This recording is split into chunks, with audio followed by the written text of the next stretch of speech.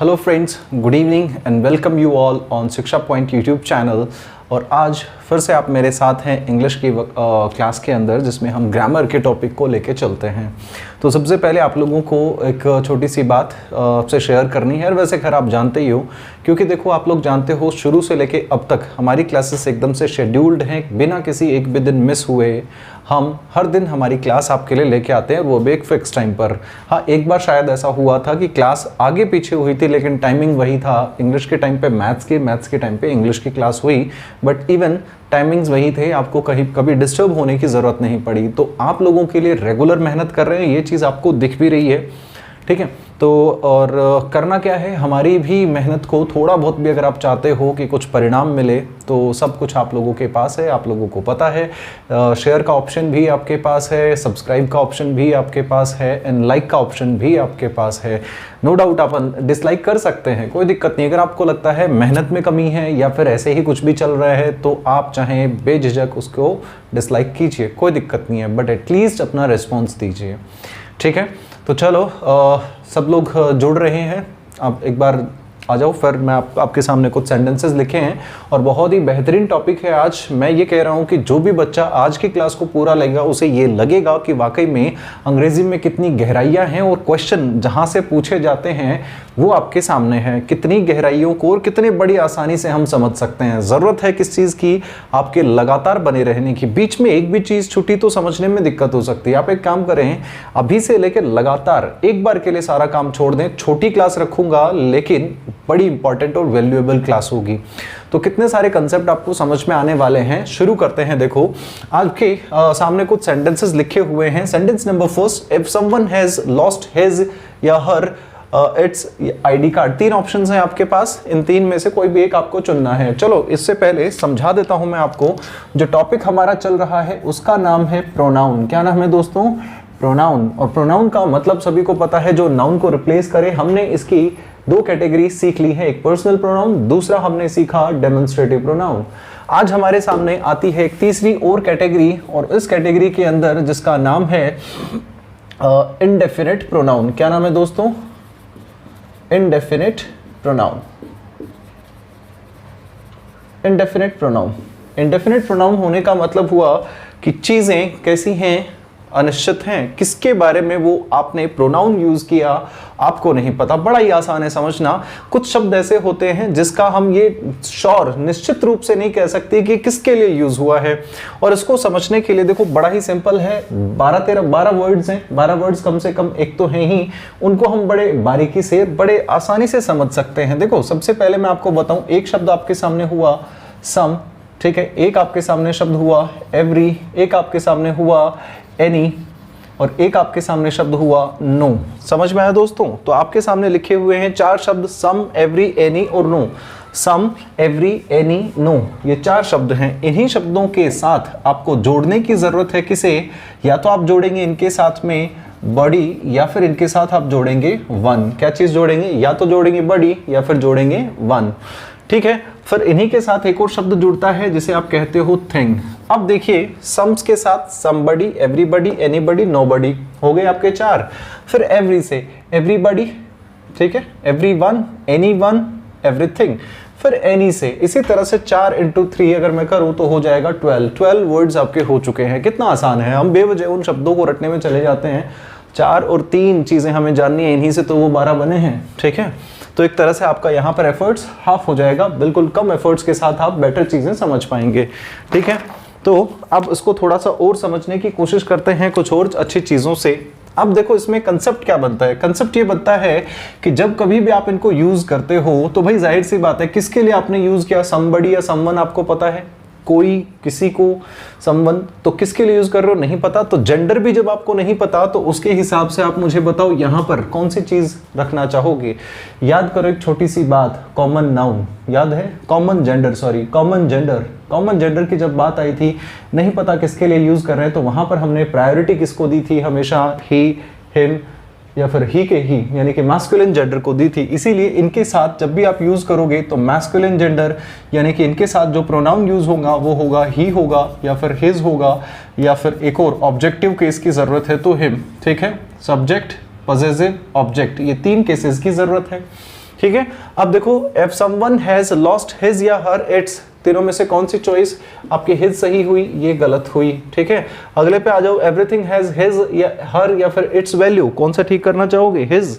थोड़ा सा एक बार समझिए, ये लिखा हुआ है थिंग, इस थिंग का मतलब अपने आप में क्या होता है, ऑब्जेक्ट। क्या होता है दोस्तों, ऑब्जेक्ट। और ऑब्जेक्ट का मतलब क्या इंसान हो सकता है, क्या इंसान हो सकता है। हमने कॉमन नाउन में, कॉमन जेंडर में भी ये चीज सीखी थी कि अगर आपको लगे कि कोई इंसान के अलावा कोई भी हो सकता है तो वहां पर कॉमन जेंडर ना समझे, वहां पे वो न्यूट्रल जेंडर में चली जाएगी चीज। ठीक है, न्यूट्रल जेंडर पे जाने का मतलब कि उसके लिए आपने कौन सा प्रोनाउन यूज किया था उस वक्त, इट। इट के तीनों फॉर्म्स यूज हो जाएंगे, इट, इट्स या फिर इट। तो यही आपको यूज करना हुआ। तो इस सेंटेंस के अंदर किसकी जरूरत पड़ी, एवरीथिंग हैज हिज, हर या इट्स वैल्यू। समझ में आई ये वाली चीज। तो यहां पर आपको लिखना पड़ा इट्स। ठीक है, ये दोनों की दोनों चॉइसेस गलत हुई। क्यों, ये इट्स किसकी वजह से आ रहा है, इस थिंग की वजह से। ठीक है, इस थिंग की वजह से इट्स आ रहा है। अगर यहां पर समवन लिखा हुआ है तो क्या आया, हिज आया। यहां पर अगर लिखा होता समबडी तो भी आपको क्या यूज करना पड़ता, हिज। अगर यहां पे लिखा होता लाइक हाँ, ये दो ही ऑप्शन हो सकता है, समबडी या फिर सम को हटाकर आप एवरीवन, एवरीबडी करते तो भी आपको वही चीज लिखनी होता। ठीक है, यहां तक की चीजें। तो ये हुआ इंडेफिनिट प्रोनाउन। इंडेफिनिट प्रोनाउन के अंदर एक और छोटी सी बात आती है जिसे हम कहते हैं ऑल। क्या कहते हैं, ऑल। अब ऑल अपने आप में क्या होता है, सिंगुलर होता है या प्लूरल होता है, आप लोग अपने आंसर दीजिए।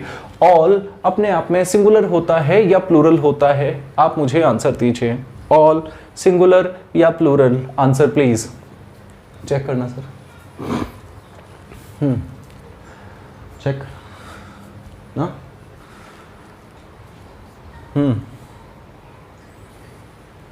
ठीक है, तो ऑल सिंगुलर या प्लूरल, आप अपना आंसर दीजिए।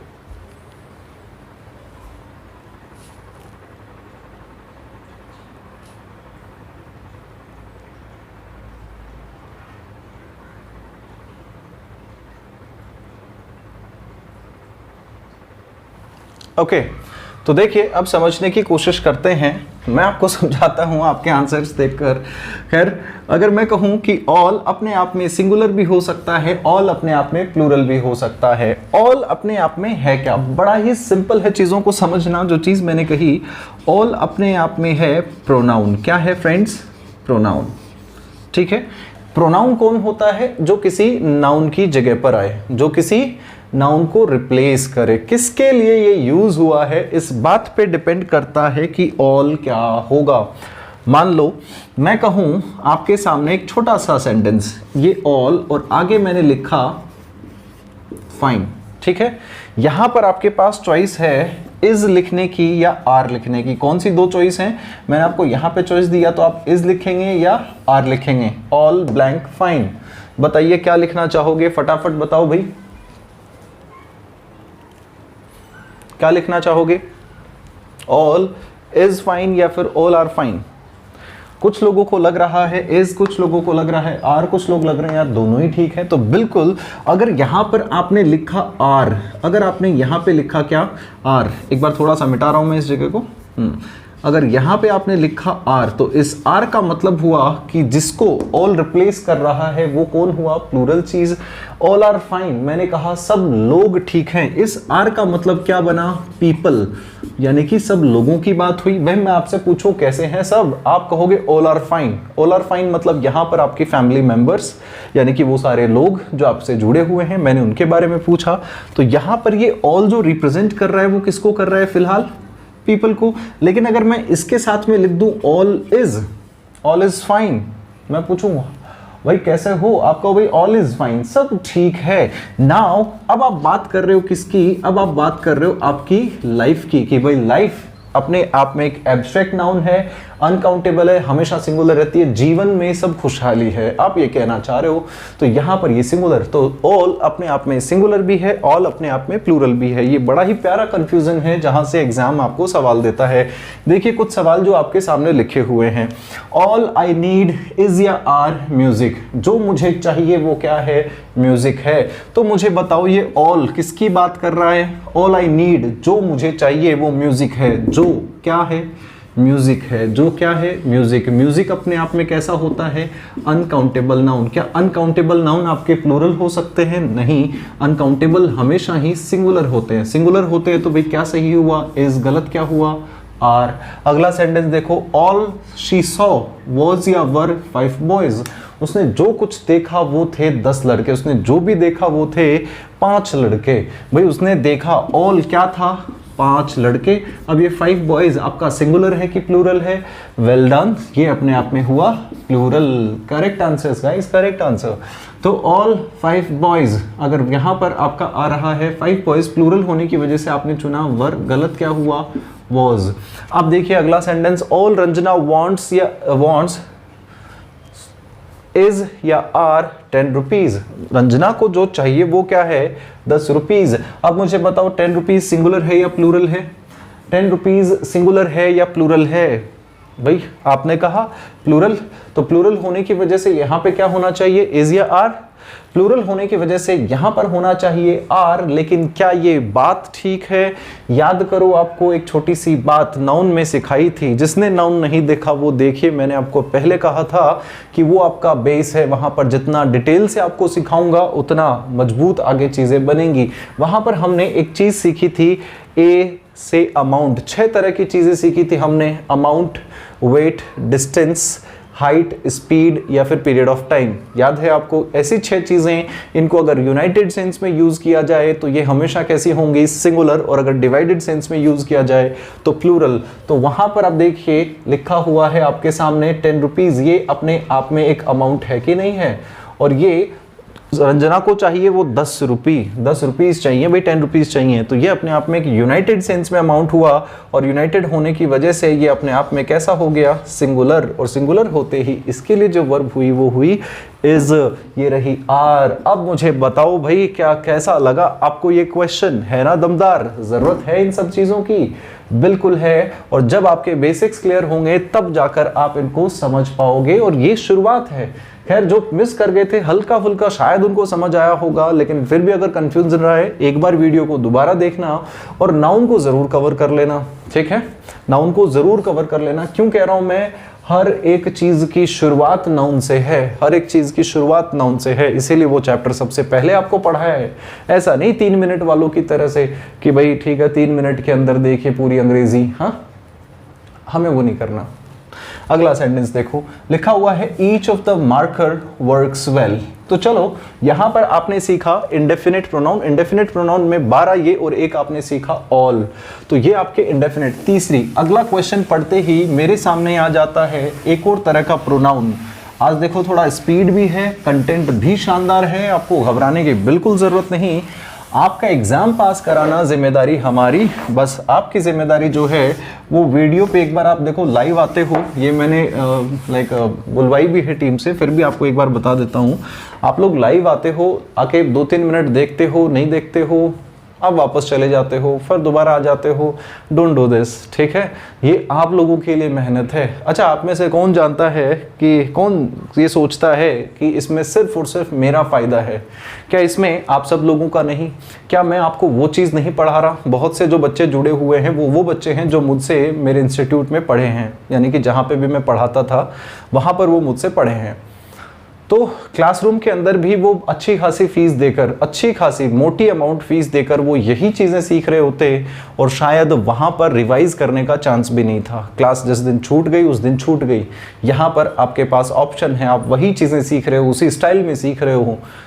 तो क्या आपको नहीं लग रहा कि ये वैल्यू तो है इसकी?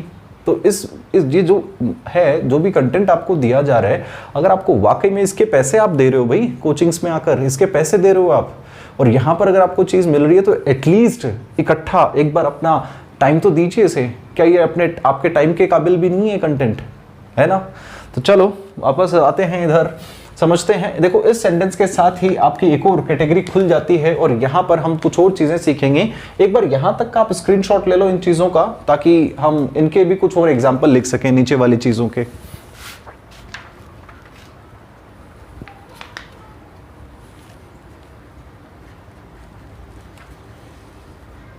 डन?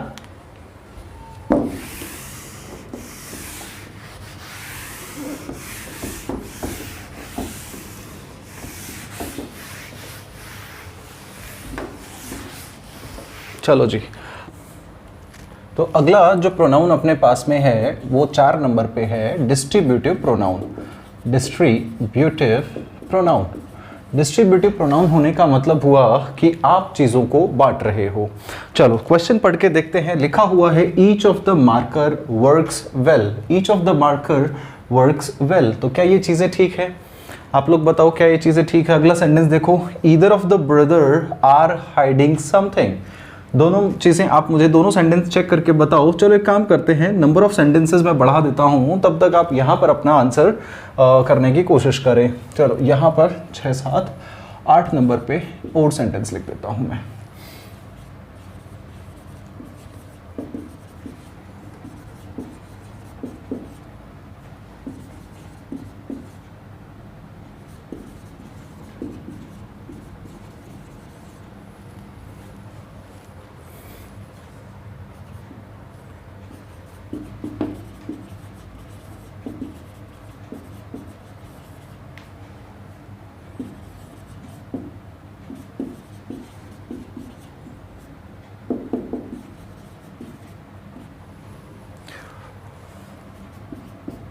आप सेंटेंसेस बस इंप्रूव करते जाइए, फिर देखते हैं।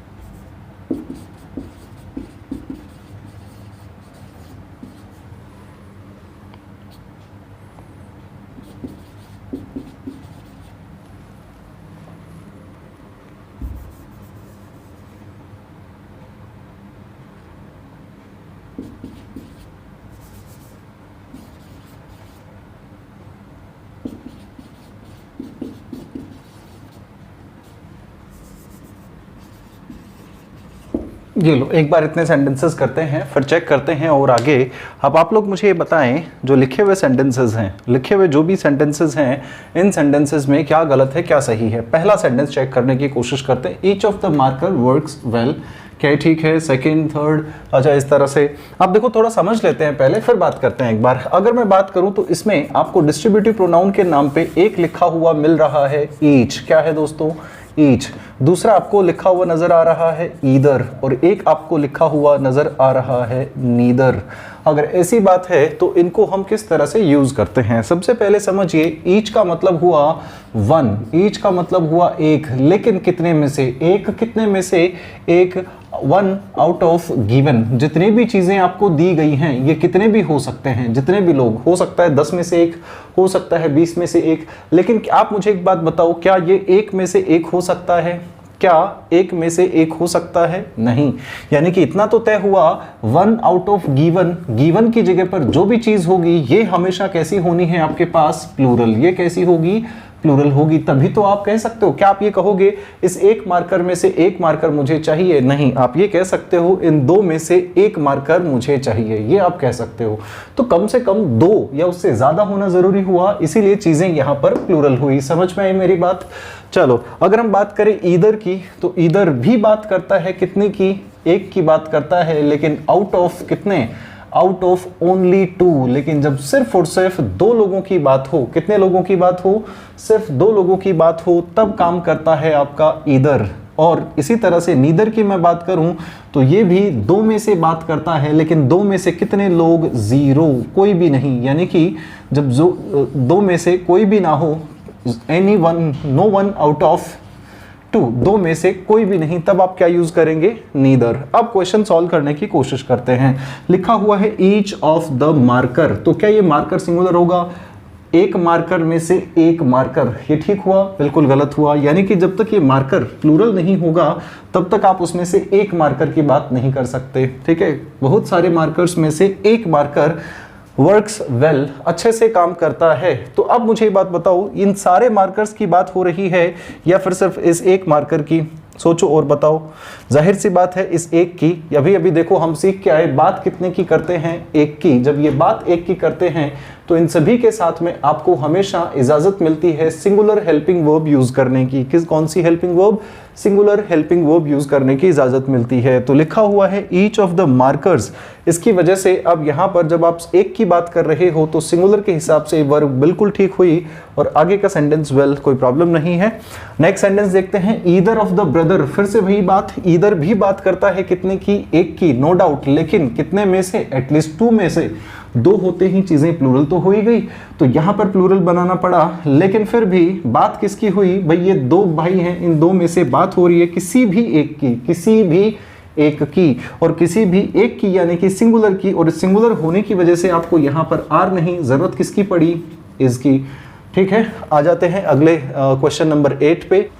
तो क्वेश्चन नंबर 8 के अंदर लिखा हुआ है क्या? Each of the books. ठीक है, तो ईच के हिसाब से अभी हमने समझा कि इसे प्लूरल चीजें चाहिए, प्लूरल है, बिल्कुल है, यहां तक कोई गड़बड़। लेकिन ईच बात तो एक की करता है, तो एक के हिसाब से तो ये सिंगुलर होना चाहिए, तो यहां पे हुआ हैज। एक और बात हमें समझ में आई, और वो ये कि अगर आपका सब्जेक्ट सिंगुलर है तो उसके लिए वर्ब ही नहीं, आने वाला प्रोनाउन भी तो सिंगुलर होगा। इट्स। इट्स क्यों किया है? क्योंकि बुक की बात हो रही है, बुक अपने आप में एक थिंग हुई, और थिंग्स के लिए हम हमेशा क्या यूज करते हैं? न्यूट्रल जेंडर के ही नाउन और प्रोनाउन, तो इसलिए यहां पर जरूरत हुई इट्स की। अगले सेंटेंस में आता है, लिखा हुआ है ईदर ऑफ द बॉयज। थोड़ी देर पहले हम समझते आए थे ईदर ऑफ के बाद भी आपको दो चाहिए, कम से कम दो में से। भाई हमने माना कि दो लड़कों में से कोई भी, गॉट, गॉट तो यहाँ पर वर्ब चलो सिंगुलर प्लूरल इक्वल ही है, लेकिन प्रोनाउन तो एटलीस्ट कैसा होना चाहिए? सिंगुलर। तो इट्स कर दूं, इट्स कर दूं? अरे नहीं, देखो यहाँ पर क्या लिखा हुआ है? बॉयज। अगर बॉयज की बात है तो यहाँ पे क्या होना चाहिए? हिज। इंसानों के लिए तो आप हिज यूज करोगे। ठीक है, अगला सेंटेंस लिखा हुआ है, either of the girls is not in her room. दोनों लड़कियों में से रूम में नहीं है। अब मुझे बताओ इस सेंटेंस में क्या किया जाए? सबसे पहले आपने कहा शायद ईदर ऑफ द, यहाँ पे क्या होना चाहिए? Girls is not in her room, तो ये इज ठीक है। यहाँ पर सेंटेंस के अंदर कोई गड़बड़ बिल्कुल नहीं। अच्छा चलो एक काम करो, आप मुझे एक बात बताओ, आप मुझे एक बात बताओ कि लिखे हुए सेंटेंस नंबर 10 में, लिखे हुए सेंटेंस नंबर 10 में either of the girls is not in her room, sentence पढ़ दिया है मैंने, इस सेंटेंस के अंदर गड़बड़ है क्या कोई? अरे देखो, ईदर हम कितने के लिए यूज करते हैं? दो में से एक के लिए। इस सेंटेंस को एक बार बिना नोट के पढ़ के देखते हैं। अगर बिना नोट के इसे हम पढ़ के देखते हैं, either of the girls is not in her room, दोनों लड़कियों में से कोई एक, सॉरी मैंने नोट पढ़ दिया, either of the girls is in her room, दोनों लड़कियों में से कोई एक तो रूम में है, यानी कि रूम में कितने लोग हुए? दो में से कम एक, दो में से कितने लोग? एक। लेकिन अगर मैंने किया नॉट, तो दो में से रूम में कौन नहीं है? एक भी नहीं, दो में से एक भी नहीं। यहां देखो क्या लिखा हुआ है, जब दो में से एक भी नहीं हो तो क्या होता है? क्या यूज करते हैं उसके लिए हम? नीदर। यहां से एक छोटी सी ट्रिक हमारे पास बन गई कि अगर एग्जाम आपको ईदर के साथ में अगर यूज करके देता है क्या? नॉट, तो इसका मतलब हमें ना तो ईदर यूज करना है ना नॉट यूज करना है, इन दोनों को हटाकर जरूरत हमें पड़ी किसकी? नीदर की। ये बात याद रहेगी। Either of the girls is not, इस नॉट को भी हमने हटाया क्योंकि दोनों में से जब कोई ही नहीं है तो ईदर के साथ नॉट की जरूरत नहीं। दो में से जब कोई भी ना हो तो हम क्या यूज करते हैं? नीदर। है ना कमाल का सवाल। अगला सेंटेंस देखते हैं, either of the Pandavas were not. बिल्कुल बिल्कुल आप ठीक जा रहे होंगे शायद, यहां पर लिखा हुआ है ईदर, और ईदर के साथ में आपको नजर आ रहा है फिर से नॉट। आ रहा है कि नहीं आ रहा है? तो आप इन दोनों को क्या करेंगे? आप इन दोनों को क्या करेंगे? इन दोनों को हटाकर कर दिया जाए। हाँ, कर दिया जाए। अरे एक बार इधर देखो, लिखा हुआ है पांडवाज, और पांडव जितने भी हैं, मेरे ख्याल से मैं समझता हूँ सभी को पता है पांडव्स की कुल संख्या कितनी थी? 5। यहाँ पर बात कितने की? नीदर कितने की बात करता है? दो में से कोई नहीं। यहाँ पर तो बात किसकी हो रही है? यहाँ पे तो ईदर तो नो डाउट गलत है, लेकिन क्या इंप्रूवमेंट में हम नीदर लिख सकते हैं? नीदर भी तो दो की बात करता है। अरे करता है कि नहीं करता है? बिल्कुल करता है। और ऐसी बात है तो मुझे बताओ, जब 5 में से एक भी नहीं तो इसके लिए तो हमने कुछ लिखा ही नहीं। लो जी, हमारे पास एक छोटा सा कंसेप्ट आ गया, और कंसेप्ट ये हुआ, ये आपने देख ही लिया है, एक बार दोबारा लिख लेना भाई आप। अगर आप संख्या यहाँ पर बात हो 0 आउट ऑफ मैनी की, मतलब कईयों में से अगर कोई भी ना हो तो आप यूज करेंगे नन। क्या यूज करेंगे दोस्तों? नन। तो इसीलिए आपने इस ईदर को हटाया और इस नोट को हटाया, और यहां पर जो यूज करना सही हुआ वो क्या हुआ? नन। अब नन ऑफ पांडवाज में से कोई भी नहीं वर इन लक्षाग्रह। अब यहां पर इसे सिंगुलर करने की जरूरत है या नहीं है?